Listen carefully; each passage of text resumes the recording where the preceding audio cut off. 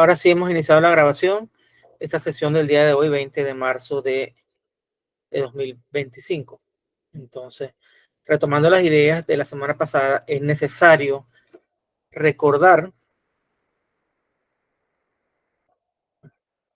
estoy en la diapositiva que no es. Estamos proyectando primero la ley de la termodinámica, perfecto. Estamos acá.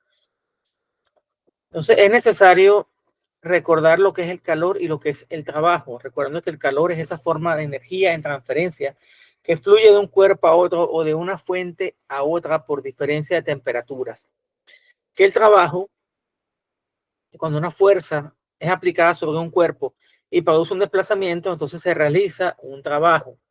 Ese trabajo, cuando lo veíamos en física, nos decía que era una fuerza por un desplazamiento. Acá en termodinámica, por una serie de demostraciones que se hacen, podemos concluir que el trabajo es una presión por una diferencia de volúmenes. Y cuando se tienen funciones que son continuas, pues entonces utilizamos la integral. Entonces, fíjense, por ejemplo, aquí tenemos la fuerza que ejerce un resorte. Siempre nos han enseñado por aquello de la ley de Hooke, que es una constante del resorte por el desplazamiento que tiene ese resorte. Entonces, si la fuerza es igual a K por X y utilizamos la expresión tradicional, que sería entonces la integral de K por X diferencial X desde un estado inicial hasta un estado final, nos va a dar entonces que el trabajo es, pues K es una constante y la integral de un polinomio es el polinomio, agarras el grado, le sumas 1 y lo divides entre el grado inicial más 1. Entonces, por eso la integral de X diferencial de X es X cuadrado sobre 2. Entonces, al final lo que nos da es que el trabajo de un resorte es la constante del resorte dividido entre 2, multiplicado por la diferencia de las posiciones iniciales menos las posición final menos posición inicial, y que esas posiciones pues están elevadas al cuadrado. Entonces, ese es el trabajo de un resorte. Acá en termodinámica también podemos definir diversos tipos de procesos. Me interesan procesos, por ejemplo, como un proceso politrópico, que es un proceso que obedece a esta ley matemática, que la presión por el volumen elevado a una constante es siempre constante. Esa n vamos a decir que se llama el índice politrópico. Esa ecuación del proceso politrópico puede describir múltiples procesos de expansión y compresión, que incluyen la transferencia de calor. Definimos otros procesos muy importantes desde el punto de vista termodinámico y vamos a ver si puedo resolver el tema de las diapositivas, porque es un fastidio no ver esto en modo presentación.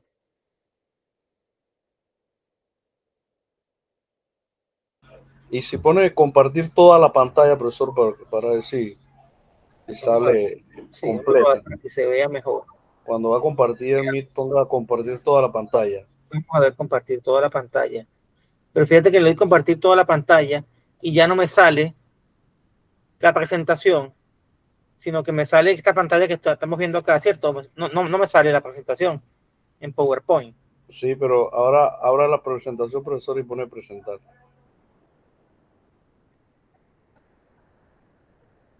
Ahora sí. Ahora sí. Ah, perfecto. Ay, crack. Lo que quiero mostrar es la otra. Tengo las dos que voy a presentar esta noche. Ahora sí está todo en modo de presentación entonces, ¿verdad? Ahora sí. Perfecto, muchas gracias. Entonces, vamos a definir un proceso isobárico. Iso, recuerden ustedes que significa igualdad.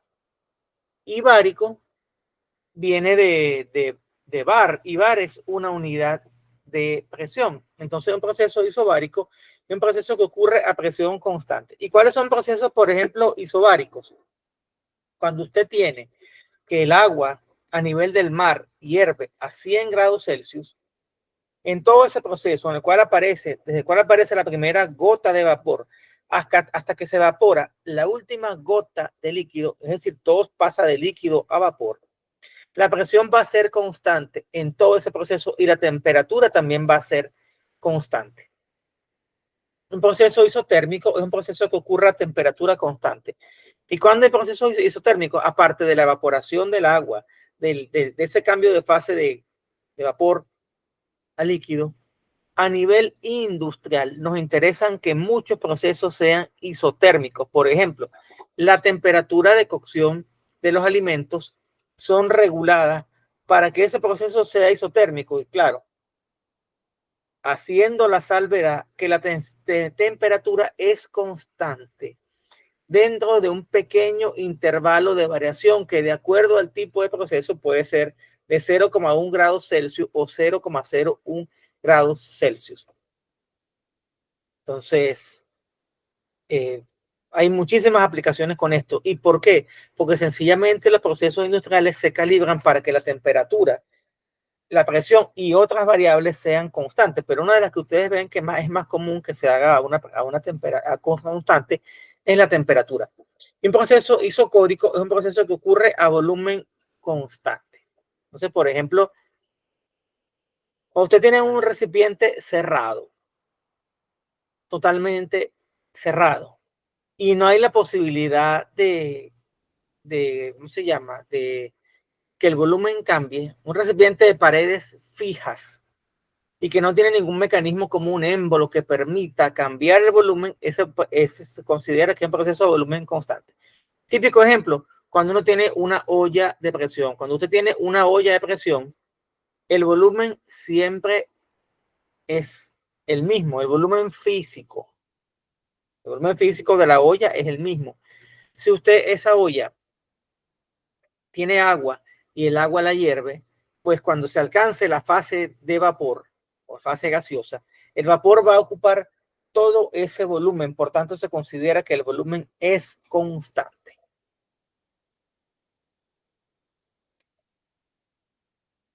Ejemplo 2, trabajo realizado en la compresión de un gas ideal. Y hay que recordar que un gas ideal es un gas tal que cumple con esta ecuación de estado que ustedes la pueden haber visto anteriormente en física como P por V es igual a M por R por T.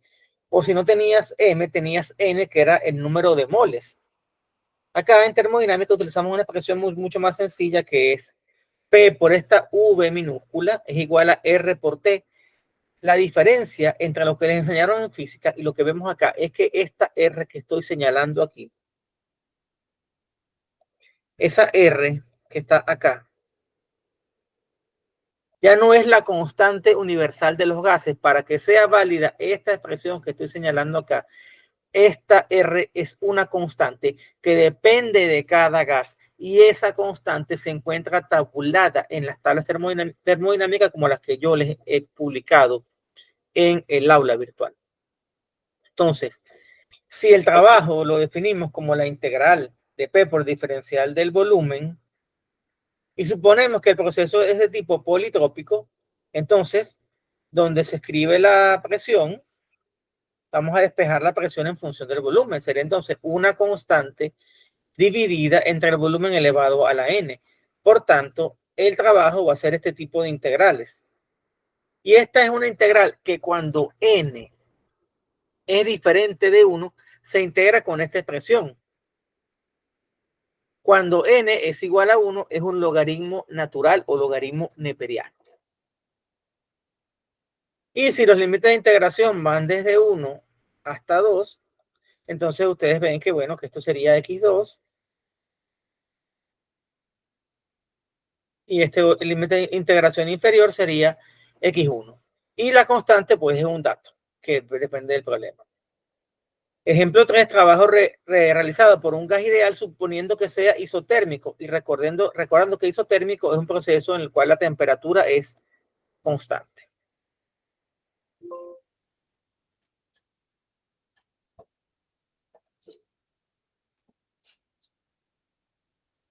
Entonces, cuando un gas es ideal, aparte de que cumple esta ecuación de estado P por V igual a RT, hay que recordar lo que significa baja presión. El micrófono por ahí abierto me permiten que lo voy a cerrar.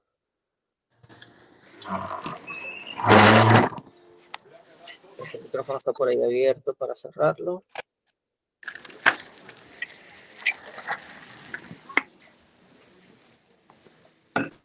Bien.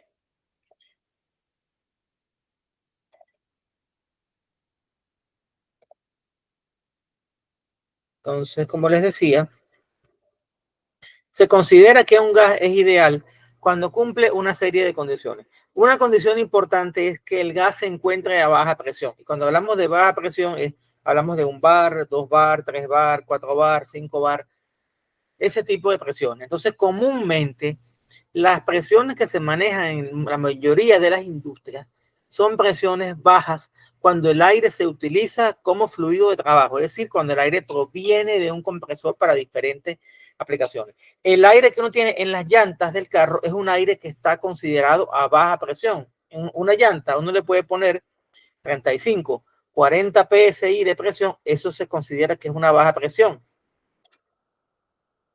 Entonces, ya se consideran altas presiones cuando son presiones superiores a 10 bares. Y con respecto a la temperatura, hay un criterio que vamos a ver más adelante. ¿Okay?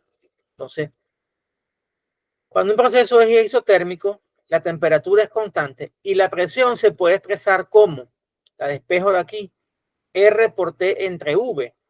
Entonces, cuando hago la integral para calcular el trabajo, sencillamente esto es R por T por dV entre V, y dV entre V cuando se integra es el logaritmo neperiano de V, evaluado entre un volumen 2 y un volumen 1. Por tanto, ese trabajo es la constante R que depende del gas. O sea, hay constante para el oxígeno, para el argón, para el hidrógeno, para el nitrógeno, para todos esos gases. Entonces, bueno, aquí por propiedades de los logaritmos, esto es logaritmo neperiano de V2 menos V1, que también lo pueden escribir como, recuerden que el logaritmo de una suma, que el logaritmo de un producto es la suma de los logaritmos y que el logaritmo de una división es igual a la diferencia de los logaritmos. Pero bueno, eso lo escriban así o de la otra manera, pues da igual. Ejemplo 4. Trabajo realizado en un proceso isobárico, es decir, un proceso en el cual la presión es constante. Como la presión es constante, recuerden ustedes que la integral, o tienes un diferencial, la integral de un diferencial de volumen es el volumen. Y como la presión es constante, sale de la integral, por tanto, entonces el trabajo es P por la diferencia de volúmenes entre un volumen inicial y un volumen final. Cuando se hace, por ejemplo, un proceso de expansión de un gas. Entonces, ¿qué sucede cuando un gas se expande? Cuando un gas se expande, la presión disminuye. Cuando usted comprime un gas, que es lo que hace un compresor, tienes que una cantidad de aire que estaba en un volumen grande pasa a una cámara donde ese volumen se reduce considerablemente, pues por ende existe un cambio de presión. Entonces, cuando usted pasa de una presión atmosférica que se aproxima a un bar, que realmente el valor es 101.325 pascal, que es un poquitico más de un bar, y usted la lleva a 6 bar, usted tiene una relación de compresión de 1 es a 6 o de 6 es a 1. Entonces, eso implica que ese volumen se reduce considerablemente y por eso es que vienen los aumentos de presión. Y también pasa que existen aumentos de temperatura. Pero bueno, eso lo vamos a ver mucho más adelante. En algunos casos, podemos calcular el calor con diversas ecuaciones de estado. Por ejemplo, el calor es igual a una constante llamada calor específico por la masa de un cuerpo por la diferencia de temperaturas. Ese calor específico es una magnitud física que también la vamos a ver en tablas y ya se han hecho cantidades de estudios que nos dan el calor específico de diferentes sustancias. Y entonces ese calor específico lo definimos como la cantidad de calor que hay que suministrar a una unidad de masa de una sustancia o sistema termodinámico para elevar su temperatura en una unidad. Y lo medimos en varias escalas. En general, el valor de calor específico depende del valor de la temperatura inicial y en algunos casos también depende de la presión y otras condiciones. También definimos la capacidad calorífica como la cantidad de calor que se debe suministrar a toda una masa de una sustancia para elevar su temperatura en una unidad que puede ser un Kelvin o un grado Celsius. Se representa con la letra C mayúscula. El calor específico ocurre cuando una sustancia está en una sola fase. No puede haber sustancias en diferentes fases. Entonces, aquí hay que recordar también que el Kelvin es una unidad de temperatura absoluta y que el grado Celsius es el que va de 0 hasta 100, donde 0 es el punto de congelación del agua y 100 es el punto en el cual el agua hierve. ¿Alguna pregunta hasta ahora?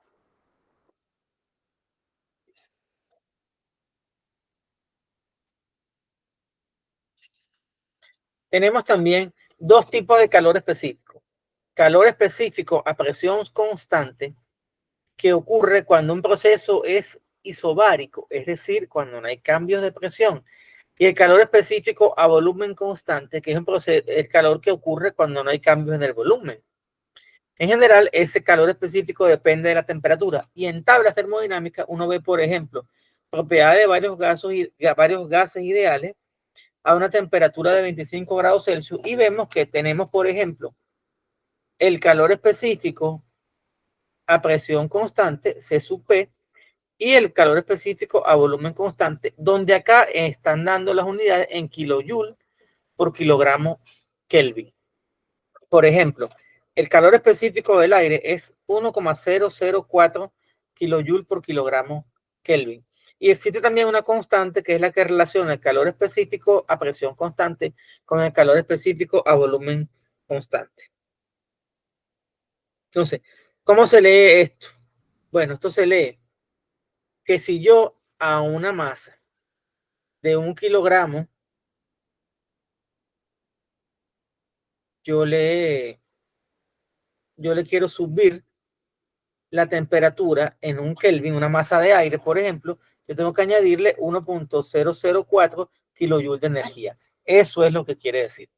Recuerden que si usted multiplica que el kilojoule y el kilogramo Kelvin están dividiendo kilogramos por Kelvin. Entonces, si usted quiere aumentar una temperatura de 1 Kelvin, esa variación de temperatura va arriba. Entonces, Kelvin con Kelvin se simplifica. Y si la masa es de 1 kilo, bueno, será entonces de 1,004 kilojoules. Si es de 2 kilos, es de 2,08. Si son 10 kilos, son 10,04 kilojoules.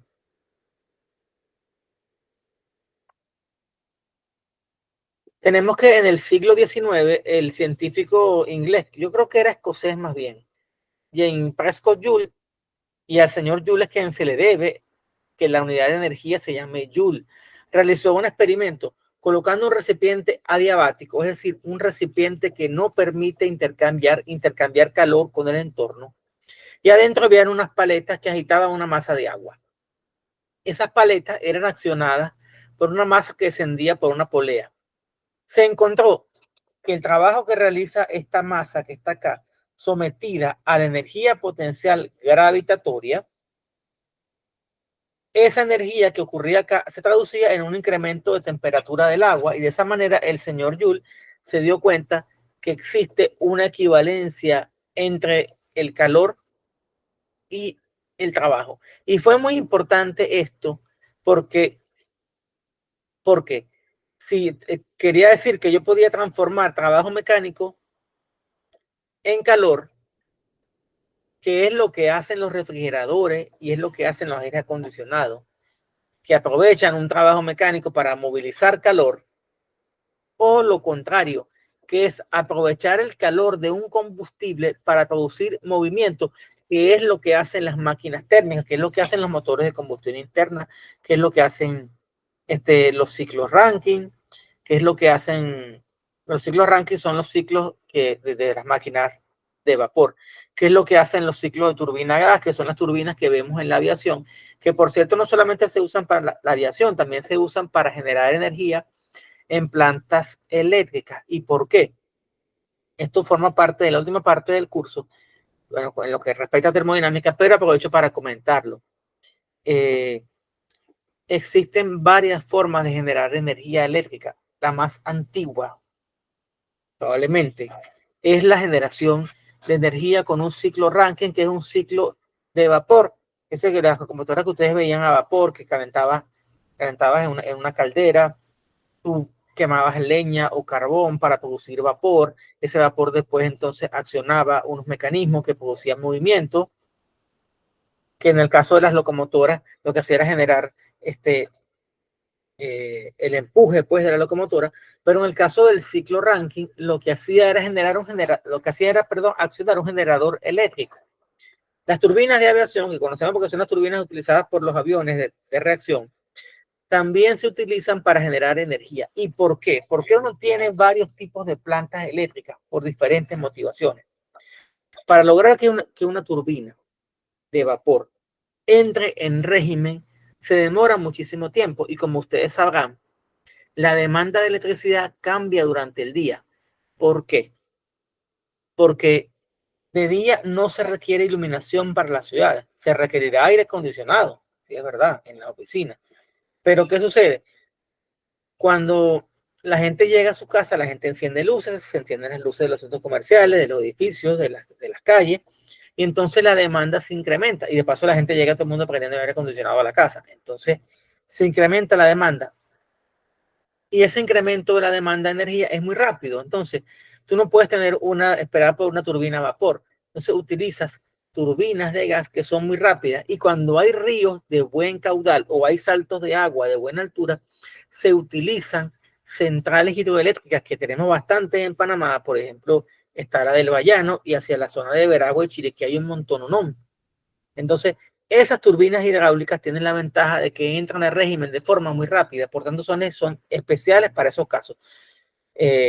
Y también tenemos las turbinas eólicas, que también son sumamente rápidas, porque una turbina eólica, una turbina hidráulica y una turbina de gas puede estar en régimen permanente en cuestión de 5 minutos. En cambio que una turbina de vapor demora mucho más. Y bueno, ahora hay otra forma de generar energía como los paneles solares, pero eso no forma parte de los contenidos de este curso.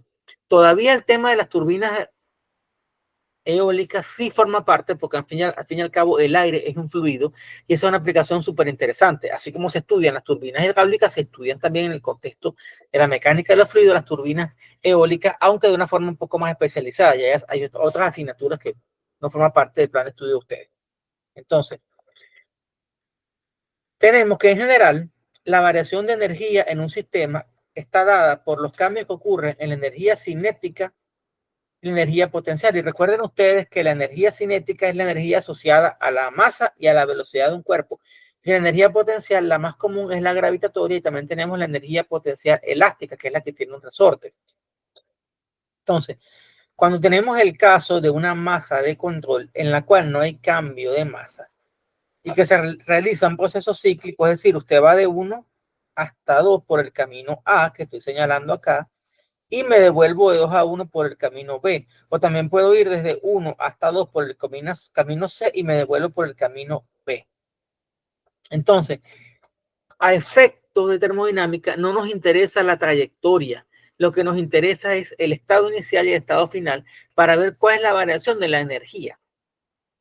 Entonces, planteamos un balance de energía en el cual se dice que la energía del estado 2 menos la energía del estado 1 se manifiesta en forma de calor y en forma de trabajo. ¿Estamos claros hasta ahora, sí o no? Sí, profe. Sí, profe. ¿Y a qué se debe eso? Ya les voy a explicar por qué. Resulta que el calor, mejor dicho, la energía, bueno, el calor es una excelente forma de energía porque se genera rápido. Lo malo es que, bueno, hay que utilizar algún combustible, ciclos de combustión interna, motores de combustión interna. Pero es mucho más ventajoso que otras formas de energía. Entonces, cuando hablamos de esta E2 que está acá, nos podemos referir a 3 tipos de energía. Hay una energía más que es la energía interna. Y esa energía interna es la que está asociada con el movimiento de las partículas que componen una sustancia. Eso es lo que es la energía interna. Y resulta que la energía interna es mucho más concentrada, digamos, de magnitudes mucho mayores que la energía cinética y la energía potencial. Entonces, aparte de eso, recuerden que la energía potencial implica un cambio de altura, ¿sí? Porque si un cuerpo está todo el tiempo a la misma altura, no hay variación en la energía potencial. Ahora, cuando un cuerpo se cae, ahí sí hay una gran cantidad de energía potencial. Entonces, la energía potencial interesa en el caso de las turbinas hidráulicas. ¿Por qué? Porque justamente la energía que acciona los álabes de una turbina viene por esa diferencia de altura. Pero los equipos termodinámicos como los compresores, las bombas, tomándolo entre comillas, y los motores no tienen variaciones significativas de energía potencial. Y cuando existen esas variaciones, la energía potencial es tan pequeña en comparación con la energía interna que se desprecia. Adicionalmente, la otra energía, que es la energía cinética, pasa lo mismo. La magnitud de la energía cinética es tan pequeña en comparación con la energía interna que esa energía, que como ya dije, asociada al movimiento y a las vibraciones que tienen las partículas que conforman una sustancia, esas dos energías, la cinética y la potencial, son tan pequeñas que se desprecian. Por tanto, acá en esta ecuación que está acá, que dice E2 menos E1, fundamentalmente a lo que nos vamos a referir es a la energía interna de una sustancia. Y por fortuna de todos nosotros, ya esa energía está tabulada en las tablas termodinámicas y se le llama U. Cuando ustedes vean una tabla termodinámica, que ya tienen que haberla revisado, y se los recomiendo que la revisen de una vez, ustedes van a encontrar, al menos en las tablas que yo les comenté, 4 variables fundamentales. La primera es V, que es el volumen específico de una sustancia, que básicamente es el inverso de la densidad. Si la densidad se define como masa entre volumen, el volumen específico es lo contrario, es volumen entre masa. Se van a encontrar en la columna del lado con la energía interna, que es esa U minúscula, y se mide en kilojoule por kilogramo. Van a encontrar con H, que se denomina la entalpía, que también se mide en kilojoule por kilogramo, y la entalpía tiene una gran ventaja, que lo que hace es que incorpora la energía interna, le incorpora ese trabajo de presión que hace una sustancia cuando se mueve a lo largo de una tubería, o se mueve sí, fundamentalmente de una tubería, porque no queremos que los fluidos se nos escapen. Y la última propiedad que aparece es la entropía, y la entropía por ahí se dice coloquialmente que implica desorden, y resulta que la entropía no es desorden. Es desorden, pero no es que yo llego a la casa y consiga que todo está hecho una reguera. No. Significa desorden molecular. Y ese desorden molecular lo que hace es una degradación de la energía. Y degradación de la energía lo que significa es que esa energía no se puede transformar en trabajo. Y al final lo que nos interesa en termodinámica es convertir toda la energía posible en trabajo. Entonces eso es lo que representa la entropía. Una degradación de la energía que impide que usted la utilice para producir trabajo mecánico, que es el que nos interesa. No queremos ni fricción, porque la fricción lo que nos produce son pérdidas por calor. Ni queremos tampoco queremos calor, queremos que el calor expulsado sea el menor. Fíjense en el caso de los automóviles, si usted le mete la manito a un tubo de escape o a un muffler, usted verá que se va a quemar la mano. ¿Por qué? Porque hay una gran cantidad de energía que se pierde, y prácticamente cuando usted tiene un motor de combustión interna, un motor de combustión a gasolina, por muy eficiente que sea, ahorita debe andar en el orden de un 35%. Y el mejor motor diésel tal vez llega al 45%. Por eso es que siempre los carros diésel rinden un poquito más. Ahora, eso en comparación con lo que da un vehículo eléctrico o un motor eléctrico está muy por debajo. Los motores eléctricos malos, hablamos de los malos, de la generación, yo creo que es, no me acuerdo si es ahorita no me acuerdo cuál es la nomenclatura, pero creo que la clasificación de clase 2, por ejemplo, debía andar en un 95%. La clase eficiente, que es la última generación, que no sé si va en la tercera o cuarta generación, debe andar por un orden de un 98%. Entonces, en ese sentido, los motores eléctricos son mucho más eficientes, y por eso es que ustedes ven que en la mayoría de las industrias casi todos los motores son eléctricos. Aparte que son, pues, más silenciosos y menos contaminantes que los motores a gasolina o motores diésel. Entonces, bueno, entendido todo esto, si la variación de energía se representa en forma de calor y trabajo, aquí hay que seguir una convención de signos. Y aquí está bien claro, y hay que sabérsela como que 2 más 2 es 4. Cuando se dice que un calor es positivo, cuando ingresa al sistema. ¿Cuándo ingresa calor a un sistema? Cuando yo añado carbón o leña a un motor de combustión de vapor, motor a vapor, yo estoy ingresando calor al sistema. Cuando yo ingreso gasolina a la cámara de combustión de un automóvil, de un automóvil, que es un motor de combustión interna, ahí ese calor está ingresando al sistema. Cuando yo lo que quiero es condensar una fase líquido-vapor, el calor está saliendo del sistema.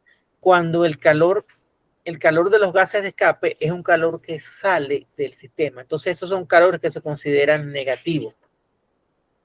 Y con respecto al trabajo, el trabajo es positivo cuando un sistema produce o hace trabajo y un calor es negativo, un trabajo, perdón, es negativo cuando el trabajo es consumido. Por ejemplo, ¿qué hace una bomba?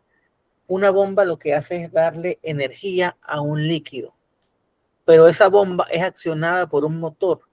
Por tanto, esa bomba está consumiendo trabajo para poder darle energía en forma de presión a un líquido, al agua, petróleo, líquido que sea.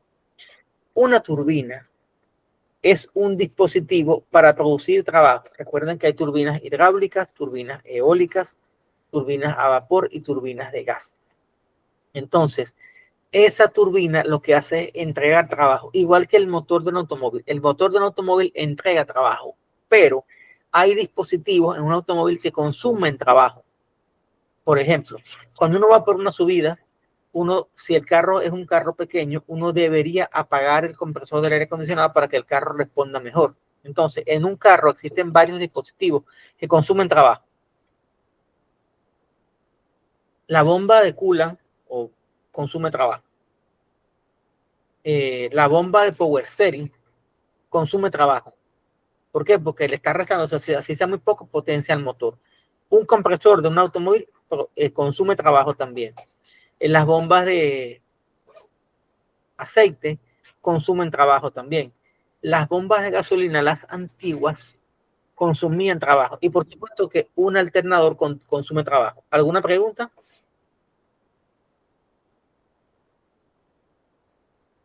Por ahí me habían levantado la mano. No, fue un comentario que hicieron, profesor, en el chat, que el alternador. Ajá. ¿Qué dijeron del alternador? Solamente eso, el alternador. No, que consume trabajo, que no lo había nombrado. Exacto, el alternador consume trabajo. ¿Por qué? Porque al final que lo acciona es la misma correa que acciona otros dispositivos del automóvil. Entonces consume Un ventilador trabajo. también, profesor. Consume trabajo mecánico para producir energía eléctrica justamente. Y se llama alternador porque produce corriente alterna que después es rectificada en corriente directa, 12 voltios si es el caso de los automóviles pequeños y 24 voltios si es el caso de los autobuses, por ejemplo, las Chivas, todo eso. Vieron que esta asignatura es sumamente interesante por las aplicaciones que tiene en la industria. Entonces, bueno, esto ya lo dijimos. Dentro de la energía podemos tener energía interna, energía potencial y energía cinética, que la energía cinética es un medio de la masa por la velocidad al cuadrado y que la energía potencial es m por g por z, cuando g es la gravedad y z es la altura. Entonces, en termodinámica obviamos la energía potencial y la energía cinética. En ciclos termodinámicos ya dijimos que la altura no varía significativamente y que la energía cinética es despreciable. Y adicionalmente, bueno, miren, el trabajo para ir de 1 al punto 2 puede tomar 3 caminos diferentes. Entonces, el trabajo por el camino A es diferente el trabajo del trabajo de camino B y del camino C, igual el calor, pero las diferencias de energía entre los dos estados son las que son constantes independientes del camino. Y ahora veamos acá con este ejemplo. Si un automóvil tiene 1100 kilogramos y yo quiero medir su energía cinética, ¿qué velocidad debería tener ese automóvil para poder tener una energía cinética de 400 kilojoules? Entonces, cuando sacamos la cuenta, recuerden que la energía cinética es un medio de la masa por la velocidad al cuadrado, y si quiero despejar la velocidad, bueno, este 2 se transpone multiplicando, esta m se transpone dividiendo y al final saco la raíz cuadrada. Entonces, ese automóvil debe tener una velocidad de 26,97 metros por segundo, que si lo queremos en kilómetros por hora, al fin y al cabo, bueno, la cosa aquí la cuenta, déjenme ver aquí rápidamente. Cuando consiga la calculadora la puedo sacar.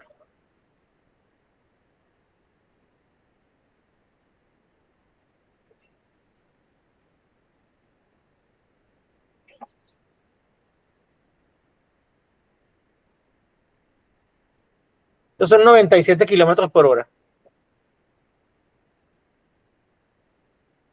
Si yo quiero que el automóvil tenga esa misma cantidad de energía en forma de energía potencial, tengo que agarrar una grúa y levantarlo hasta una altura de 37 metros y después dejarlo caer para que cuando llegue al suelo tenga esa energía de 400 kilojoules.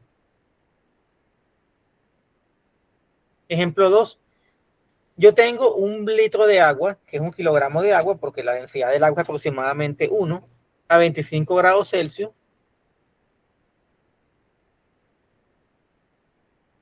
Y yo quiero que esa agua tenga una variación de energía de 1962 joules.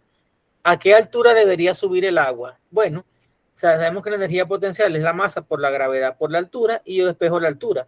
Tengo acá la energía y tengo acá la masa y la gravedad. Entonces yo debería subir a una altura de 200 metros con ese vaso de agua para que tenga esa energía potencial. Ahora, y si yo quiero darle esa misma energía en forma de energía cinética, tengo que montarme en un carro y circular a 225 kilómetros por hora. O será cuando hagan el tren de Chiriquí, me montaré en el tren de Chiriquí, o me montaré en un avión que viaje a baja velocidad. Pero si yo quiero ese mismo envase con agua, darle esta misma cantidad de energía, lo que tengo es que aumentar la temperatura en medio grado. Entonces, de ahí la importancia de la energía interna en comparación con las otras dos. Digamos que la energía interna representa la forma más fácil de darle energía a una sustancia. Y esa energía justamente se le da con una variación de temperatura. Entonces, subir la temperatura a un organismo en medio grado es prácticamente nada. Entonces, ahí está la importancia de la energía interna.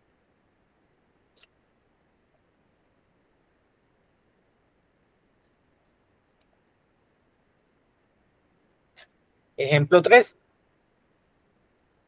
Tenemos vapor saturado a 200 kilopascal. Está en un recipiente cilindro pistón de presión constante. En ese estado, el pistón está a 0,1 metro del fondo del cilindro, es decir, está por acá.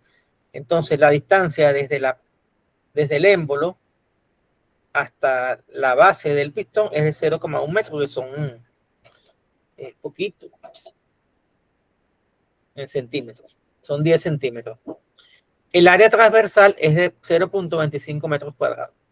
Si la temperatura se eleva a 200 grados Celsius, determina el trabajo que realiza el sistema.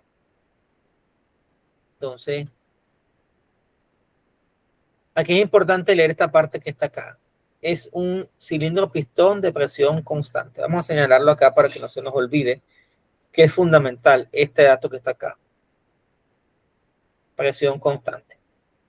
Si la presión es constante, quiere decir entonces que el trabajo que hace este recipiente es P por diferencial de volumen. Como la presión es constante, sale de la integral y entonces sencillamente el trabajo es la presión por la diferencia de volumen, del volumen inicial al volumen final. Ahora debemos encontrar el volumen para el estado 1 y para el estado 2. En el estado 1 tenemos que nos dijeron que es vapor saturado. Todo el volumen del cilindro es ocupado por el vapor. Entonces, ¿cómo se calcula el volumen? El volumen siempre es el área por la altura. Ya me han dicho el área yo les dije acá que si estaba, me deja dibujar.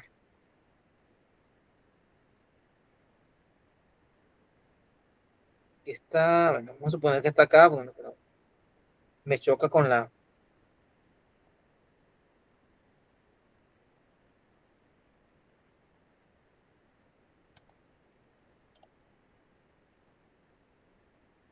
En este pedacito que está acá, tengo una altura de 10 centímetros.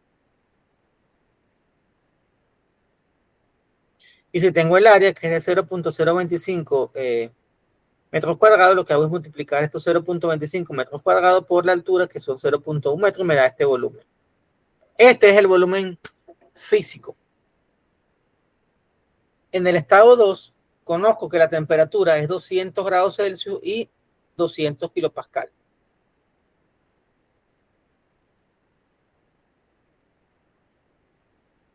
Entonces, ¿qué sucedió acá? Cuando yo voy a la tabla termodinámica y busco cuál es la temperatura del vapor saturado a 200 kilopascal, yo leo que esa temperatura es de 120,23. Y si no me creen, les invito a que lo busquen. Lo que pasa es que no tengo la tabla aquí a la mano. Entonces, si usted ingresa a la tabla del agua y busca vapor sobrecalentado, usted verá que la temperatura de saturación, es decir, la temperatura a la cual se da ese cambio de fase de líquido a vapor y de vapor a líquido, cuando es lo contrario, que es la condensación, es de 120,23. Si yo mantengo la presión constante y yo sigo añadiéndole temperatura, le sigo añadiendo calor para que incremente la temperatura de esa sustancia, se supera esa temperatura de saturación y es entonces cuando se llega al estado sobrecalentado. Entonces, ya sé que estamos en vapor sobrecalentado en el estado 2. Entonces, en esas condiciones, a 200 kilopascal y 200 grados Celsius, ustedes van a ver que hay un volumen específico que es de 1,08034 metros cúbicos por kilogramo. Y como el volumen específico es el volumen físico entre la masa, yo de esa manera, si multiplico ese volumen específico por la masa, puedo saber el volumen total, que es V2 con V mayúscula. Ahora bien, del estado 1 yo también sabía que estaba en forma de vapor saturado. Y el vapor saturado tiene este volumen específico de 0,88573 metros cúbicos por kilogramo. Y con ese dato, y sabiendo que el volumen específico, esta fórmula que está acá, es el volumen físico entre la masa, yo puedo despejar la masa. La masa es el volumen total entre el volumen específico y me dio 0,0282 kilogramos.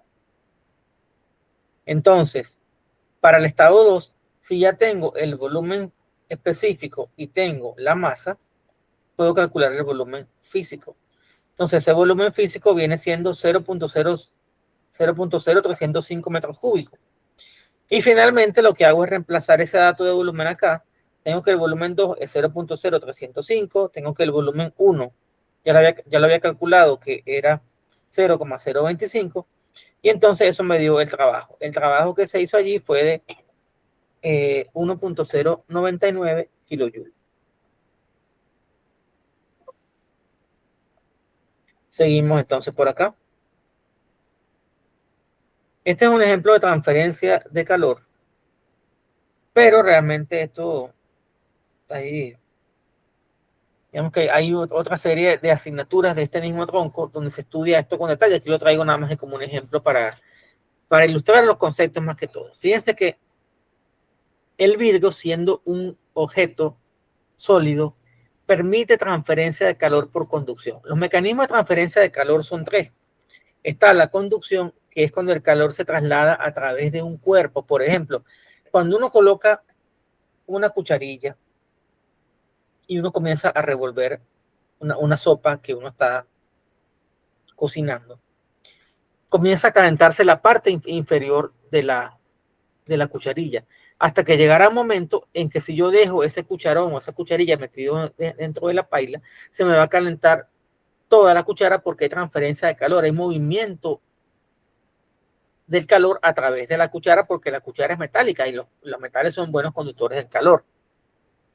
Entonces, lo mismo pasa con el vidrio. El vidrio va a permitir que se transfiera el calor desde la pared que está en contacto con la fuente de calor hasta la otra pared. Entonces, imagínense, por ejemplo, en un día que sea frío, esta pared externa comienza a recibir a intercambiar calor, mejor dicho. Entonces, si internamente, así es la cosa, si internamente yo tengo una habitación a una temperatura agradable y afuera hace mucho frío, por diferencia de temperatura, el calor que está aquí adentro se va a escapar hacia el exterior. ¿Por qué? Porque el vidrio permite eso, el vidrio no es aislante. Cuando yo coloco dos láminas de vidrio, colocando el aire en el medio, ya ahí comienzo a tener un aislante. Y cuando yo coloco dos láminas separadas y en el medio una capa, por ejemplo, de foam o de fibra de vidrio o de otro aislante, ahí yo reduzco el flujo de calor. Entonces, eso es fundamentalmente lo que se quiere decir acá.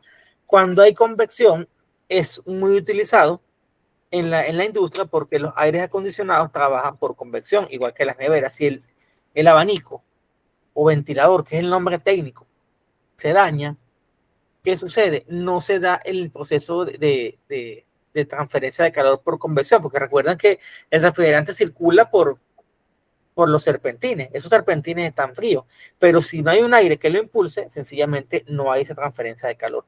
Y el último mecanismo es la conducción, que es el típico de cuando hacemos una barbacoa, que no hay contacto entre la candela y la carne, pero por radiación térmica el calor se transmite desde la fuente caliente, que es la brasa, hasta la fuente fría, que son las carnes, y por ende entonces la carne se cocina.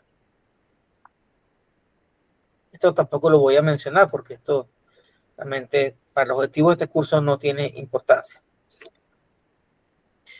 Y entonces, ya para finalizar esta parte de lo que son la primera ley de termodinámica para un sistema cerrado, vamos a definir la entalpía, pero es para ingresar al siguiente tema, que es primera ley para sistemas abiertos. Sistemas abiertos, conocidos también como volúmenes de control, que son sumamente interesantes porque volúmenes de control son las bombas, son los compresores, que son equipos sumamente importantes en la industria. Entonces, cuando yo tengo un fluido estático, solamente hay energía interna, es decir, no hay movimiento del fluido. El fluido está en una olla, está en un tanque, está tranquilito. Pero cuando ese fluido se desplaza a través de una tubería, hay una fuerza, hay una energía adicional, que es esa energía asociada al transporte del fluido, que es un trabajo presión-volumen. Entonces, cuando aparece ese componente, es sumado con la energía interna, y ya no hablamos de energía interna, sino de entalpía. Entonces, en sistemas de masa constante, hablamos de energía interna, o sea, masas fijas. Y en sistemas en movimiento, hablamos de volúmenes de control, y entonces hablamos de entalpía. Entonces, con esta definición de entalpía, se escribe la primera ley de termodinámica así. La variación de entalpía es calor menos el trabajo, donde la entalpía total es la masa por la entalpía. Por ende, la variación de entalpía total es la variación de la entalpía específica, que es la entalpía por unidad de masa multiplicado por la masa. Y como al fin y al cabo es una variación de energía, eso también se va a traducir en forma de calor y de trabajo. Entonces, eso es la primera ley para sistemas cerrados. Vamos ahora con la primera ley para sistemas abiertos o volúmenes de control. Y me disculpan que vaya tan rápido con estos temas, pero es que no tenemos tiempo y el programa es extremadamente largo. Entonces, en el modelo de masas de control no existe intercambio de masa con el entorno, por lo que les decía, la masa es constante, pero sí puede haber intercambio de calor y se puede realizar trabajo. Por ejemplo, en los cilindros pistón, como los de los amortiguadores, la masa está contenida en el cilindro y se mantiene constante. La masa cambia cuando hay una fuga y se fuga el aceite o se pierde el aire y entonces el amortiguador se daña. Entonces, en esos casos, la primera ley de la termodinámica es así. Vamos a resaltarlo acá para que nunca lo olviden. La variación de energía interna es igual a Q menos el trabajo. En cambio, como vimos hace un ratico, cuando es una entalpía, esta es la entalpía, es igual a Q menos W, que es el trabajo, y la entalpía sencillamente es la energía interna más la presión por el volumen específico.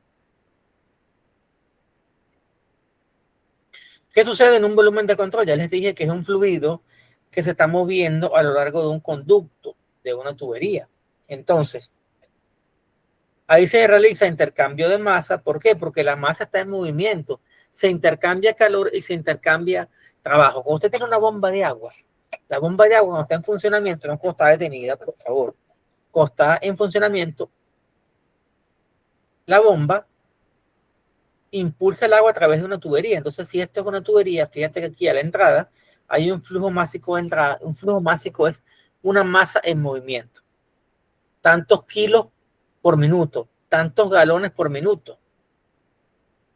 Hay una presión, hay una velocidad y también hay una temperatura. Entonces, cuando él pasa por la tubería, si uno analiza, que es lo que estamos haciendo acá, una sección de una tubería, hay un flujo másico a la salida, hay una presión de salida, hay una velocidad de salida y hay una temperatura de salida. Cuando hacemos un balance de masa en ese volumen de control, lo que tenemos es que el flujo másico a la entrada es igual al flujo másico a la salida. ¿Por qué? ¿Por qué el flujo másico a la entrada es igual al flujo másico a la salida? Por la ley de conservación de la masa. ¿En qué caso el flujo másico de entrada no fuera igual al flujo másico de salida? Si tenemos un tanque. Porque si tenemos un tanque, recuerden que esto es un corte de una tubería. Si tenemos un tanque, ingresa agua y sale agua. Pero si hay acumulación, porque el agua que sale, si hay acumulación es porque el agua que sale es menor que la cantidad de agua que entra. Entonces, también podemos hacer un balance de energía. En un balance de energía tenemos que la energía de entrada es igual a la energía de salida. Porque la energía no se crea ni se destruye, solamente se transforma. ¿Puede haber pérdidas de energía? Claro que sí. Hay pérdidas de energía, pero las pérdidas de energía igualito lo que representan es que esa energía no se puede utilizar para producir trabajo. Y vamos a ver un ejemplo. Cuando uno tiene sistemas mecánicos, hay pérdida de energía en el camino porque se genera fricción y esa fricción genera calor. Pero si uno hace el balance total, energía a la entrada es igual a la energía a la salida, a pesar de que la energía que se produce no se aprovecha toda en movimiento, es cierto, porque una parte se pierde en la fricción que hay entre los diferentes elementos mecánicos, por ejemplo la transmisión, la que se pierde en el diferencial, hay una parte que se pierde en forma de gases de escape y una parte que se pierde, como yo les dije hace unos minutos atrás, en mover el alternador, en mover las diferentes bombas y los diferentes mecanismos asociados al vehículo, para todas las funciones que tiene el vehículo. Entonces, cuando tenemos un fluido en movimiento, recordando que los fluidos son líquidos y gases. Entonces, ese fluido en movimiento también aporta energía, de tal manera que aparte de tener energía interna, tendríamos la potencial, la cinética y esa energía causada por la presión del fluido a lo largo del volumen de control. Y esa energía asociada a la presión del fluido es la presión por el volumen específico. Y ya dijimos que la presión por el volumen específico, al sumarlo con la energía interna, es lo que nos da la entalpía. Y aquí está la explicación de todo eso, fíjate. Este es el flujo másico a la entrada, aquí tenemos la energía interna, aquí tenemos la energía cinética, aquí tenemos la energía potencial, aquí tenemos el trabajo asociado a la energía de presión, que es presión por volumen específico.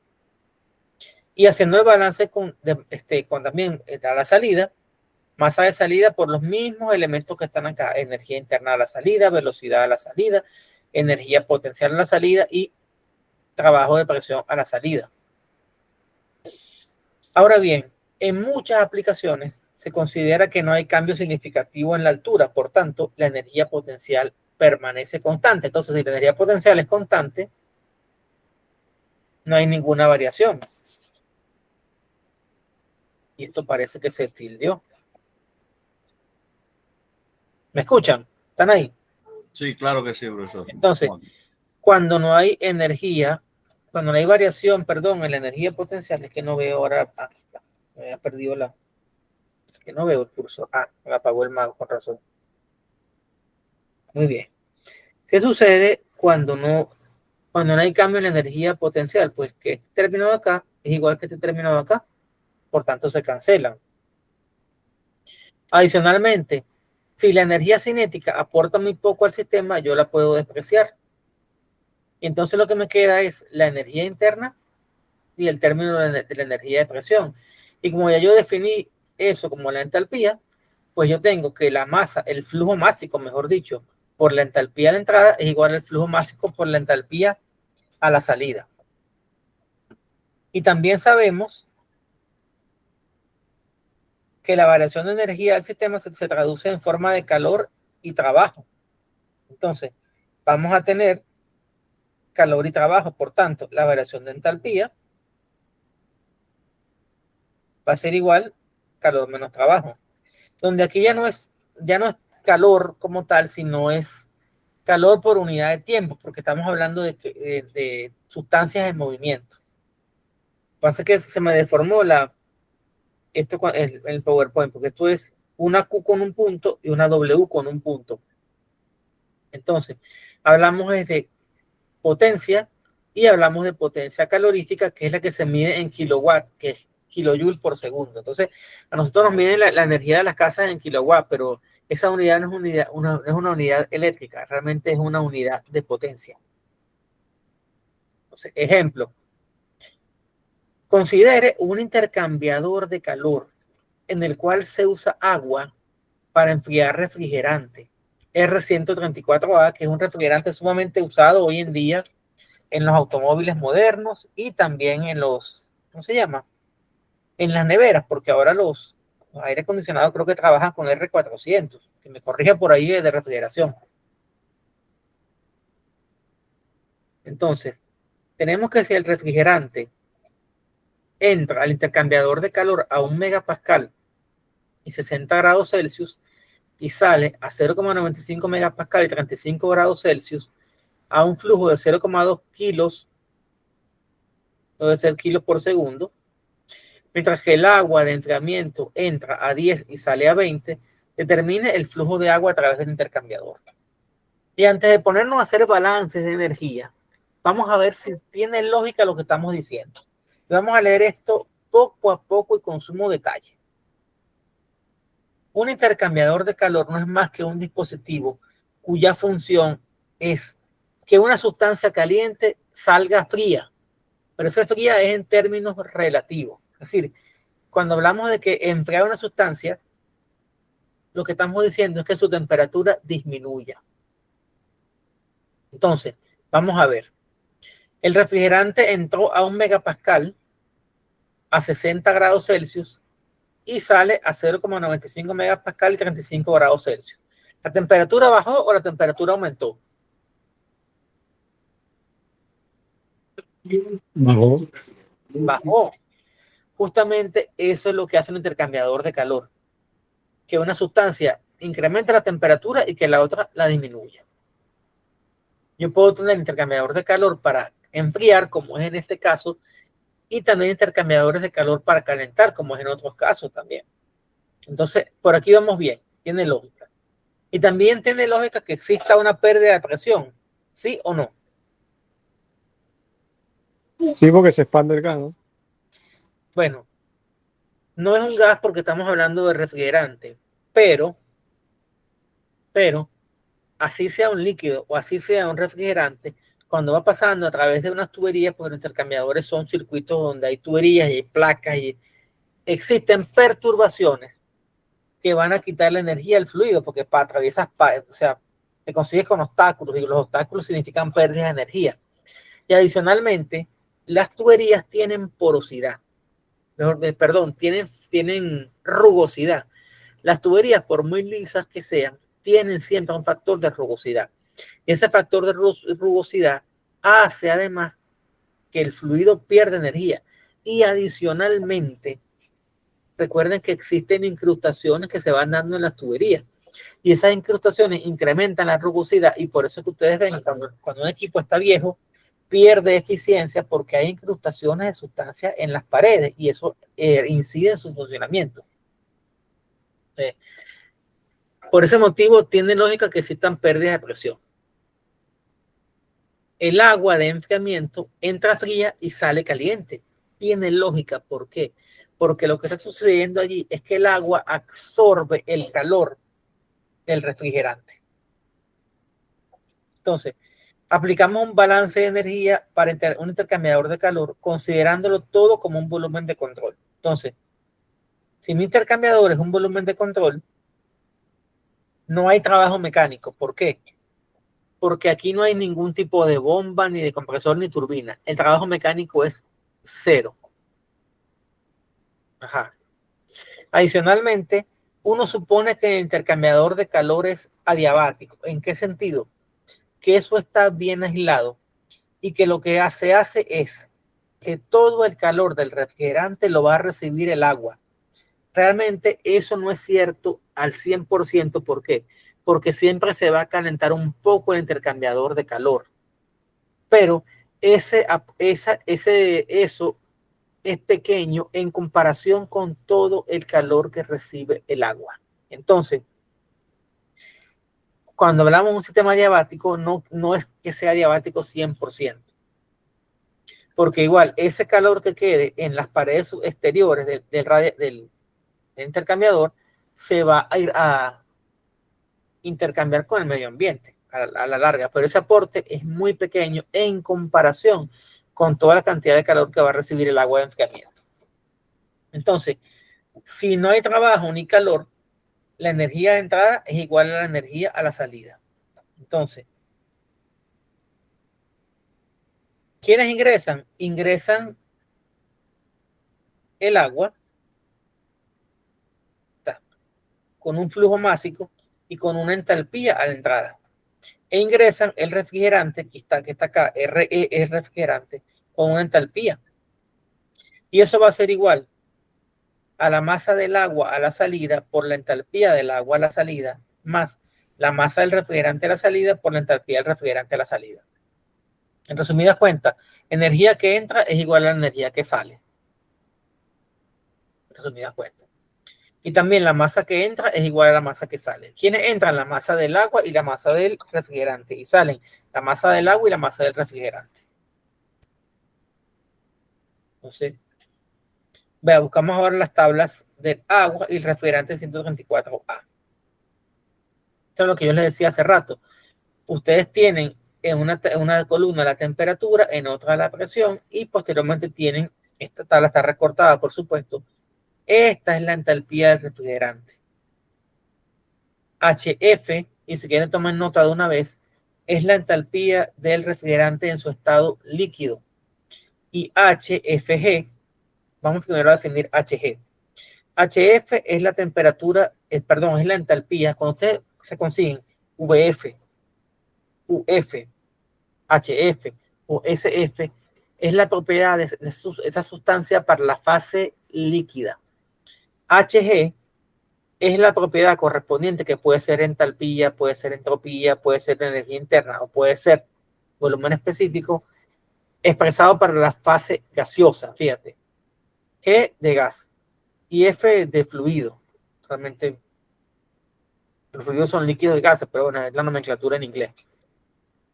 Y HFG es la resta entre esta HG menos HF. Si ustedes son curiosos, ustedes a este 415,08 le restan 241,79, van a ver que les da 173,29. Entonces, el agua en los intercambiadores de calor trabaja a bajas presiones, de 2 a 4 bar. Entonces, como las tablas de líquido comprimido, porque cuando un líquido está soportando una presión mayor que la de saturación, se considera que es líquido comprimido. Ahora bien, ¿qué sucede? Que las tablas de líquido comprimido, cuando ustedes las busquen, se van a dar cuenta que comienzan en 500 kilopascal. Y el agua se considera que es incompresible. Entonces, el volumen específico varía muy poco. Por tanto, se puede aproximar con bastante exactitud los valores usados para saturación. Entonces, cuando el agua está a menos de 500 kilopascales y nosotros determinamos que está en forma de líquido comprimido, podemos tomar tranquilamente como propiedades los valores correspondientes a la tabla de saturación. Entonces, si el agua entró a 10, su entalpía es 41,99, y si el agua entró a 20, su entalpía es 83,94. Ahora, que los líquidos sean incompresibles, lo que quiere decir es que el volumen específico de un líquido varía muy poco cuando existen cambios importantes de presión. Eso es lo que quiere decir eso. Entonces, la entalpía refrigerante a la entrada es 441,89. ¿De dónde la obtuvimos? De acá. Dijimos que el refrigerante entraba a 60 y salía a 35. Fíjate, a 60 hay que saber también en qué fase está.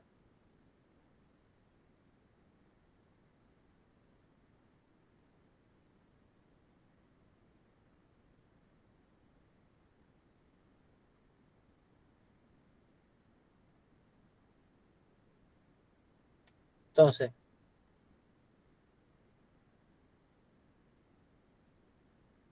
a 35 es 249,10. Está en la fase líquida. Y a 60 es 287,79.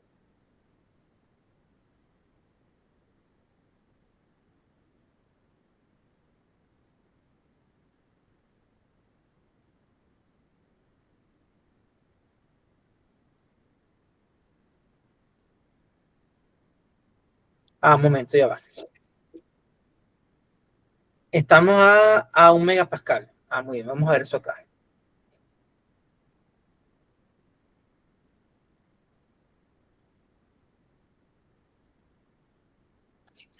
Si el refrigerante ingresa a 1 megapascal y 60 grados Celsius, ¿qué está sucediendo? A 60 grados Celsius,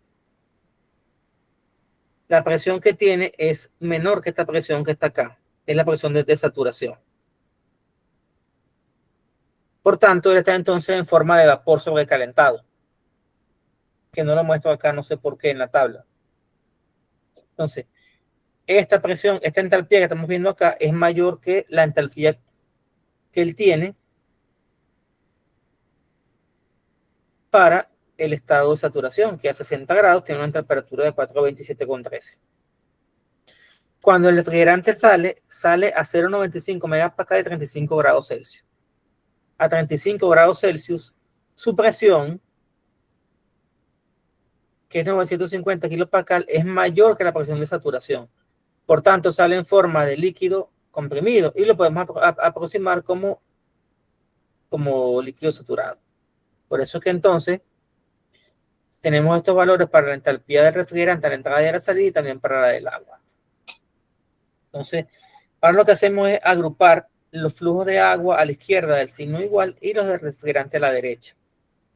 Entonces, porque la idea es despejar entonces el flujo de agua y yo necesito entonces un flujo de agua de 0,92 kilogramos por segundo, es decir, un flujo de agua, si lo vemos en litros por minuto, sería un poco menos de 60 litros por minuto, que es un flujo de agua si se quiere pequeño.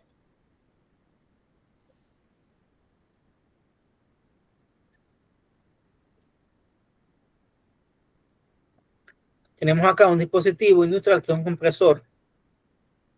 Un compresor es un dispositivo que añade energía a un gas, es decir, el compresor hace trabajo con un motor para darle mayor entalpía al gas. En una planta que tiene un compresor de dióxido de carbono, utilizado por ejemplo en la industria de las bebidas, con una succión de 280 Kelvin y 100 kilopascal y una velocidad despreciable. Si en la descarga del compresor el aire sale a 25 metros por segundo, 1100 kilopascal y 500 Kelvin, para pasar a un intercambiador de calor donde sale a 350 Kelvin, determine el calor expulsado en el intercambiador de calor si la potencia del compresor es 50 kilowatts. Vamos a ver entonces qué es lo que está pasando acá. Cuando el aire ingresa al compresor, pasa entonces un volumen que ocupa un volumen grande a un volumen pequeñito. Ahí entonces se incrementa la presión, pero también se incrementa la temperatura y también se concentra una gran cantidad de humedad. Entonces, esa humedad, cuando estamos hablando de aire, esa humedad se condensa y por tanto hay que tratar de hacer un tratamiento para que no exista tanta humedad. Entonces uno tiene trampas para botar condensados y después tiene entonces estos sistemas de enfriamiento que lo que hacen es bajar la temperatura. ¿Para qué? Para poder utilizarlo a la temperatura que te demanda el proceso. Entonces, ese aire generalmente es tratado con secadores, enfriadores, filtros y se instalan purgas para condensado. Entonces, primero vamos a analizar el compresor como un volumen de control. Dijimos que los componentes de energía cinética son despreciables. Entonces, vamos a omitir el término de energía cinética, pero a la salida me dicen que es de 25 metros por segundo. Sí. Lo podemos incluir, pero igual el aporte es pequeño. Entonces, tienes a la salida una entalpía 2, tienes a la entrada una entalpía 1. Se considera acá el término de energía cinética, aunque sea muy pequeño, pero lo podemos borrar de una vez si queremos, porque realmente no aporta gran cosa. Y esa variación de entalpía va a ser igual al calor menos el trabajo. Ya tenemos el trabajo del compresor, porque es 50 kilowatts. Entonces, de la aplicación de la primera ley puedo calcular el flujo másico. El flujo másico sería entonces el menos trabajo entre esto que está acá. ¿Por qué? Porque uno considera que el compresor es adiabático. Ajá. ¿Qué significa que un compresor sea adiabático? No significa que no se intercambie calor con el medio ambiente, pero esencialmente ese intercambio de calor es pequeño en comparación con la potencia del compresor. Entonces, por eso que uno dice que las turbinas y que los compresores son adiabáticos. Entonces, puedo despejar el flujo másico. Ahora bien, dijimos que esto es la sustancia es dióxido de carbono.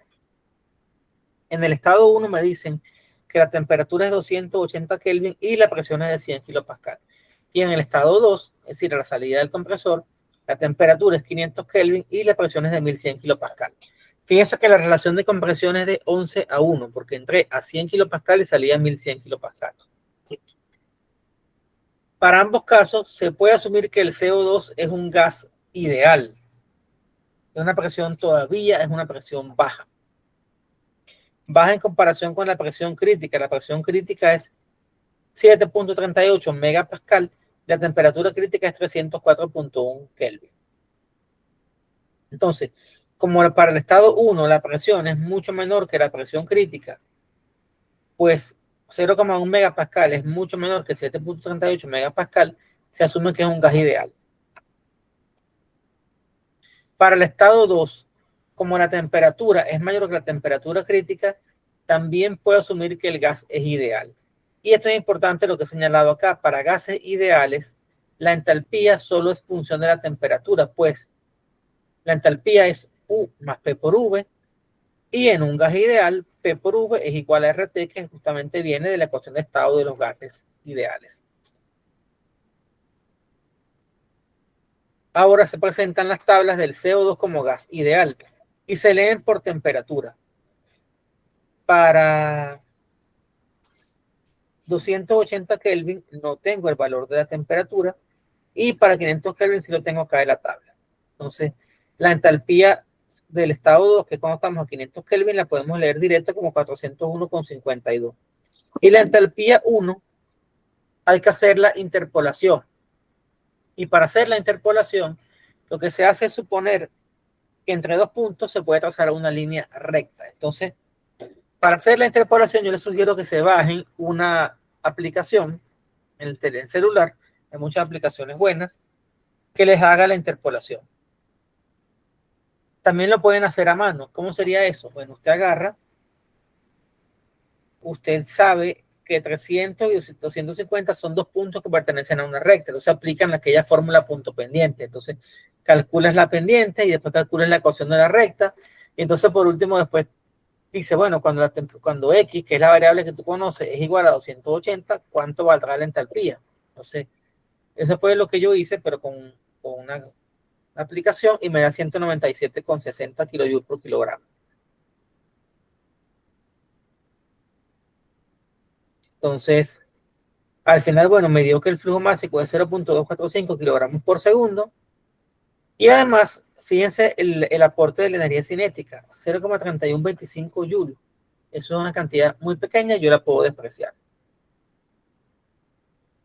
En el siguiente paso, lo que se hace es analizar el intercambiador de calor como si fuera un volumen de control. Entonces, en un intercambiador de calor no hay trabajo, por tanto, el trabajo es igual a 0. Pero sí se intercambia calor, porque justamente la idea es que él extraiga calor del fluido, de la sustancia comprimida. ¿Para qué? Para que ese fluido ingrese a un proceso industrial con una temperatura adecuada. Entonces, aquí en la entrada, él está a 500 y en la salida debe estar a 350 porque así me lo dice el proceso. Y otra cosa importante es que en un intercambiador de calor se considera que las pérdidas de presión son muy pequeñas, entonces uno las puede despreciar. Entonces, si la temperatura crítica de esta sustancia es, la vimos en la tabla acá,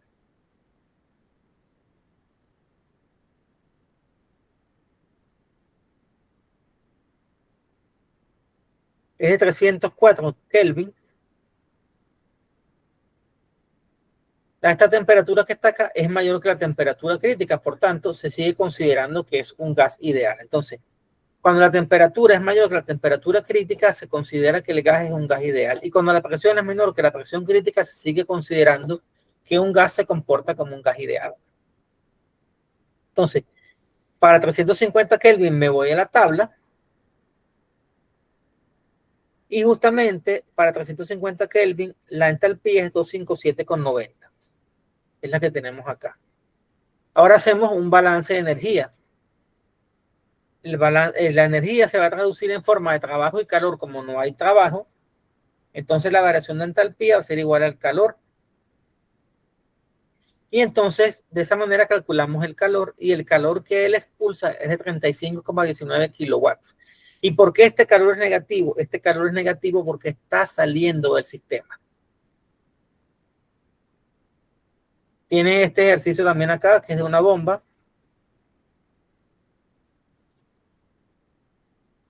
Una bomba sumergible que extrae agua de un pozo. Ese lo pueden revisar ustedes. Yo me voy a explicar el último, que es de la turbina.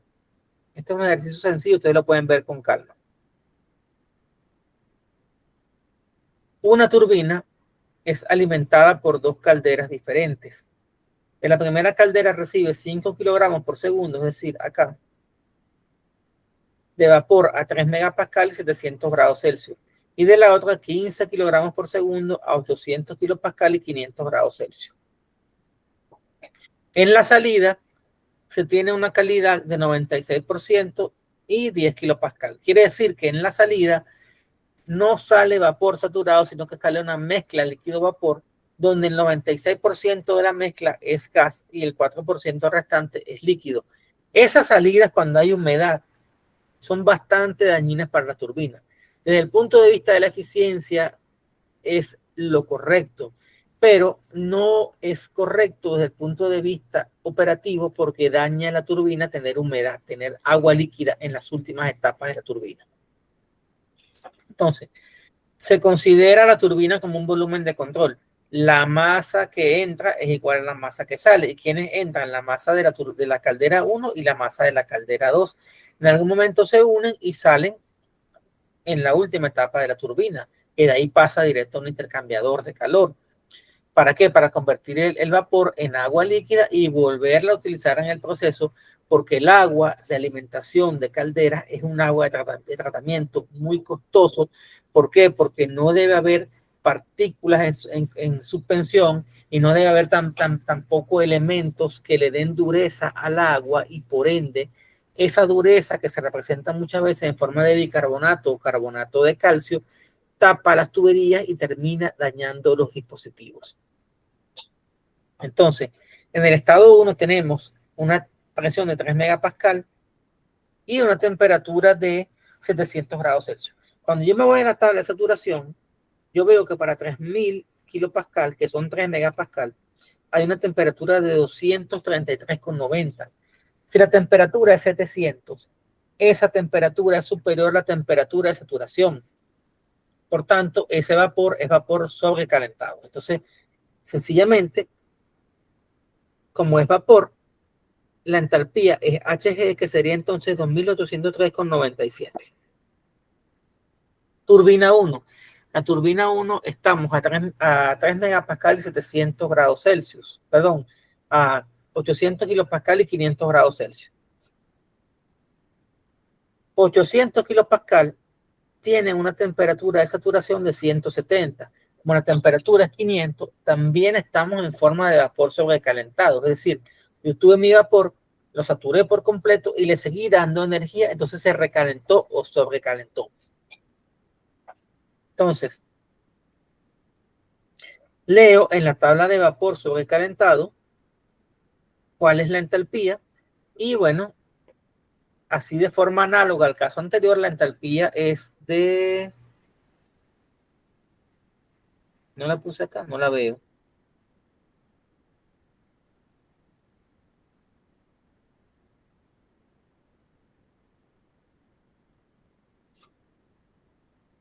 Pero bueno, se la leemos de la tabla. En el estado 3, ya me dicen que estamos con una calidad de 96%. Entonces, una parte está en forma de líquido y una parte está en forma de vapor. Entonces, yo me voy con esa presión de 10 kilopascal a la tabla y observo que para el agua líquida hay una entalpía de 191,81 y hay una entalpía de vapor de 2584 y que hay una HFG de 2392,82. Si la calidad es la entalpía menos HF entre HFG, yo puedo calcular la entalpía en ese punto como la entalpía del líquido, que es 191,81, más la entalpía HFG multiplicado por la calidad, que es 0,96. Cuando hago esa cuenta me da 2488,92. Entonces, si ya tengo los valores de la entalpía de la entrada, la entalpía de la salida y los flujos másicos, yo sencillamente planteo ahora la primera ley de la termodinámica. La masa que sale por la entalpía que sale es M3 por H3 menos toda la masa que entra, que es M2 por H2 más M1 por H1 es igual al menos el trabajo. ¿Por qué? Porque es igual a Q menos W y como el Q no existe me queda solamente el W. Entonces, al final tenemos que la masa M1 más M2 es igual a 5 más 15, que es igual a 20. Y ya teniendo todos los valores, el valor de M1, el valor de H3, el valor de M2, el valor de H2, el valor de M1, el valor de H1, yo despejo entonces el trabajo y el trabajo es de 21.982 kilowatts. Kilowatts por segundo. Y entonces es un valor positivo porque el trabajo de una turbina siempre debe ser positivo, porque una turbina es un dispositivo que entrega trabajo. Bueno, ¿alguna pregunta, alguna inquietud, alguna duda?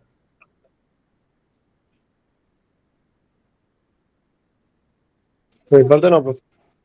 ¿Cómo? ¿Cómo dijo? No, de mi parte no tengo preguntas, pues. Bueno, señores, vimos entonces en esta clase de una manera muy rápida y lo reconozco, pues lo que es la primera ley de la termodinámica, que fundamentalmente no es más que un balance de masa y energía. Eso es lo que es la primera ley de la termodinámica. Vimos que es muy importante tenerlo siempre presente. ¿Cómo son los símbolos, los signos del calor y del trabajo? Esto es muy importante y que lo sepan desde hoy ya y que no lo olviden nunca, que en la convención de signos que hemos manejado acá, porque hay otra, pero esta digamos que es la más universal, cuando el calor entra a un sistema, porque usted está alimentando un sistema con una fuente externa de calor, ese calor es positivo, que es entonces el calor de los combustibles. Y cuando el calor sale de un sistema, como el calor de los gases de escape, o ¿cuál sería otro? el calor que sale de un radiador está saliendo del sistema. El calor que sale de una torre de enfriamiento es un calor negativo porque el sistema lo está perdiendo. Y lo está perdiendo porque ya no lo va a poder transformar en trabajo. El trabajo de una turbina es positivo porque la turbina otorga trabajo al sistema. En cambio, que una bomba, un compresor, un alternador son dispositivos que consumen trabajo. Entonces, eso es bien importante que lo sepan desde hoy hasta el final de sus días, porque eso tiene muchas aplicaciones importantes en la industria. Bueno, jóvenes, vamos entonces a dar por concluida la grabación de esta noche. Tienen una actividad también en el módulo 2. Van a tener a partir de mañana la disponibilidad de esta sesión grabada, ya subida a YouTube. Y bueno, nos vemos entonces de primero el próximo jueves. Que tengan todos una excelente noche.